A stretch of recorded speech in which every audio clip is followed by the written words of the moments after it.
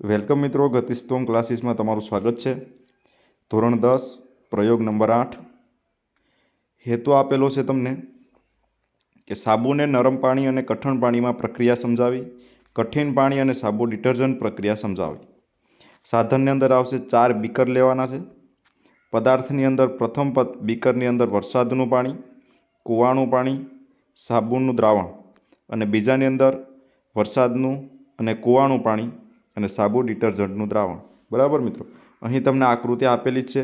આ ચારે ચાર આકૃતિ તમારે નીચે ડ્રો કરવાની રહેશે।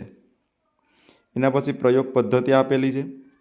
તો એક નાના બીકરમાં 10 ml નરમ પાણી વરસાદનું પાણી અને બીજા નાના બીકરમાં 10 ml કઠણ પાણી કૂવાનું પાણી લો અને બંને સાબુના દ્રાવણના એક સરખા 10 ટીપા નાખી અને થોડા સમય માટે હલાવો અને એની અવલોકનની નોંધ કરો। એના પછી મિત્રો તમને બી આપેલું છે, તો કે 2 નાના બીકર લઈ દરેકમાં 10 ml કઠિન પાણી લેવાનું, એક બીકરમાં સાબુના દ્રાવણના 10 ટીપા અને બીજા બીકરમાં ડિટર્જન્ટ દ્રાવણના 10 ટીપા ઉમેરો। બંને બીકરને એક સરખા સમય માટે હલાવો અને ફીણની માત્રાનું અવલોકન પણ કરો। બરાબર મિત્રો તમને અમારી ચેનલ જો પસંદ આવતી હોય તો સબસ્ક્રાઈબ કરો અને શેર કરો। મિત્રો એના પછી તમને આપેલું છે અવલોકન।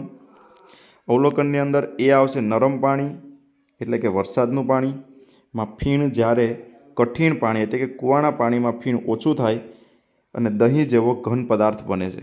અને બીજા અવલોકનની અંદર તમારે આવશે તો કે સાબુના દ્રાવણવાળા કઠિન પાણીમાં ઓછું ફીણ અને ઘન પદાર્થ તથા ડિટર્જન્ટના દ્રાવણવાળા કઠિન પાણીમાં વધુ ફીણ બને છે। એના પછી તમને એ આપેલું છે મિત્રો નિર્ણયની અંદર, તો તમારે નિર્ણયની અંદર લખવાનું થશે બંને બીકરમાં ફીણનું પ્રમાણ સમાન નથી। સાબુના દ્રાવણવાળા બીકરમાંથી ઓછું ફીણ થાય છે, આમ જેમાં ફીણ વધુ તે નરમ પાણી।